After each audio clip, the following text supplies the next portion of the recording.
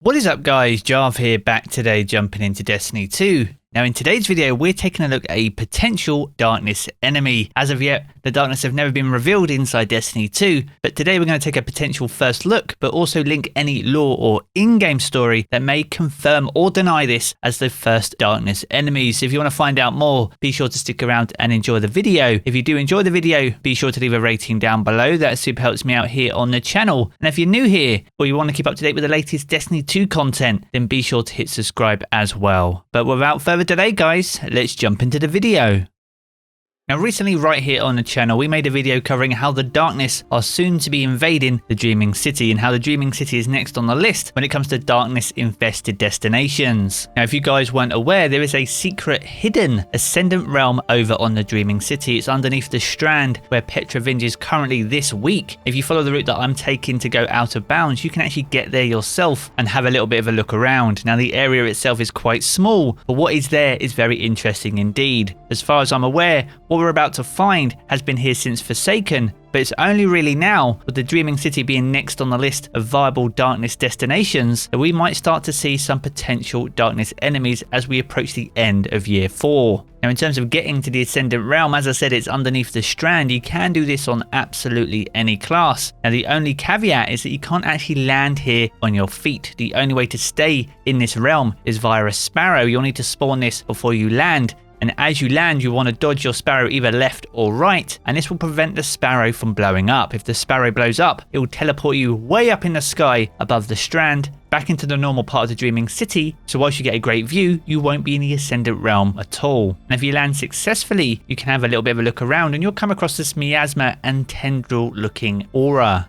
Now as you can see, it's not like any physical being that we've ever seen before. It's not even like any of the nightmares that were introduced with Shadowkeep either. And the way that it behaves, it reacts slightly differently. If you even have a fire team here, indicates there's more to this aura than meets the eye. Now if we jump into a time machine way back to when they were designing concept art for the original Destiny game, we can see a fifth race. This is an infamous piece of concept art that's often called upon when discussing the darkness. And as we can see the pyramid shapes, but also this dark aura similar to what we see right here in the Dreaming City. Now, huge shout out to Bruh Raz, who posted this over on Reddit around a month ago, and he provides some additional evidence which seems to suggest that this is more than just some form of taken effect or aura. If you haven't seen that article or post, I'll leave a link to that down in the video description below. It makes for a very interesting read, so I highly recommend that you take the time to hop over there and check it out. Now what he states in this post, which is very true, is that the lighting background in this Ascendant realm is different to all the others. This in part could be due to some of the lighting updates introduced with Beyond Light, but there are some also additional effects in this realm not seen in any of the other Ascendant realms inside the Dreaming City. Now this isn't the only possible representation of the darkness inside Destiny. In fact, if you played through the Beyond Light campaign, you would have witnessed a Whirlwind cutscene with a backstory to the Fallen and when the Traveler abandoned them during the Whirlwind. Now during this part of the cutscene, we see the familiar darkness or Whirlwind effect around the edges, but throughout the middle we see this tendril looking shadow character. Again, this is one of the other representations, I guess, of the darkness inside Destiny, but as I said before, these aren't the only representations of darkness as an enemy. Another example of when we see the Whirlwind is way back in Destiny 1. You can relive this as part of the New Light campaign in the opening cutscene where the darkness finds us in our solar system during the first collapse. And as we can see, once again, we get that Whirlwind effect surrounding the sun and our solar system. And the final example of the Whirlwind was at the end of Season of Arrivals when we had 4 destinations added to the Destiny content vault. These were 4 destinations that had been overtaken and had pyramids bearing down on them for a whole season, and upon their removal we once again see that Whirlwind effect taking control. Now as well as these in-game visual representations, there's also some lore linked with the Drifters specifically that helps describe what is possibly a darkness enemy. And once again, a huge shout out to Ishtar Collective for an absolute library of Destiny lore. I highly recommend that you check that out if you're a lore fan. But the one we're looking at specifically today is for the Ancient Apocalypse robes. These are the Gambit robes back from Forsaken. Now this lore reads, so there we were on that cold hunk of ice with no name, just me and my crew, everything peachy keen. We discovered some kind of alien monolith, a facility left by inhabitants of that planet long gone by then. But trapped inside was a creature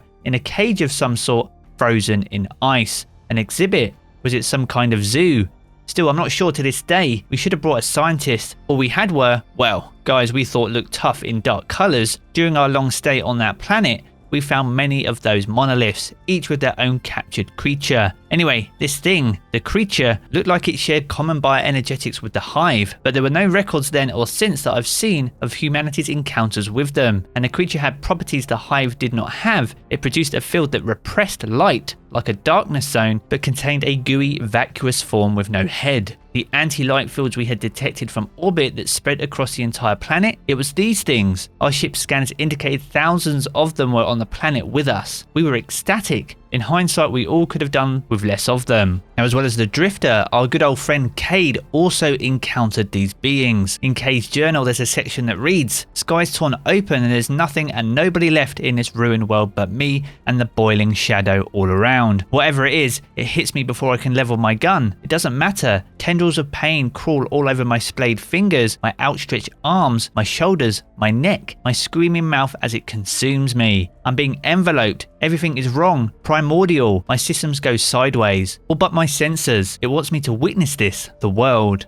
And alongside this quotation in the journal, we also get this image, which is a sketch Cade made of the boiling shadow. And as we can see, it shares a lot of familiar traits to not only what we discovered over in A Dreaming City, but also during the Whirlwind cutscene. Now, during Cade's quotation right there, you would have seen some screenshots from an unused cutscene back from the Red War campaign. Interestingly enough though, as well as the pyramid ships, we also see the Hawk of the Traveller being consumed by tendrils of darkness. But alongside this, we also see a Guardian's ghost being consumed once again. Now this lines up very well with Cade's quotation, but also rings true to some of the descriptions that the Drifter had in his lore entry. But with all those three pieces and the Ascendant realm put together, be sure to let me know your thoughts down in the video description below. So there we have it guys, is this truly the first sighting of the darkness inside Destiny as an enemy race? As always, be sure to let me know your thoughts. Now if you have enjoyed the video, be sure to leave a rating down below, that super helps me out here on the channel. And if you're new here and you want to keep up to date with the latest Destiny 2 content, be sure to hit subscribe as well. Now 80% of you that do watch these videos are not subscribed to the channel at the moment, so if you want to keep up to date with everything to do with Destiny, make sure to hit that subscribe button on your way out. Now I'm going to jump back into the game as always guys, and I will catch you all again very soon.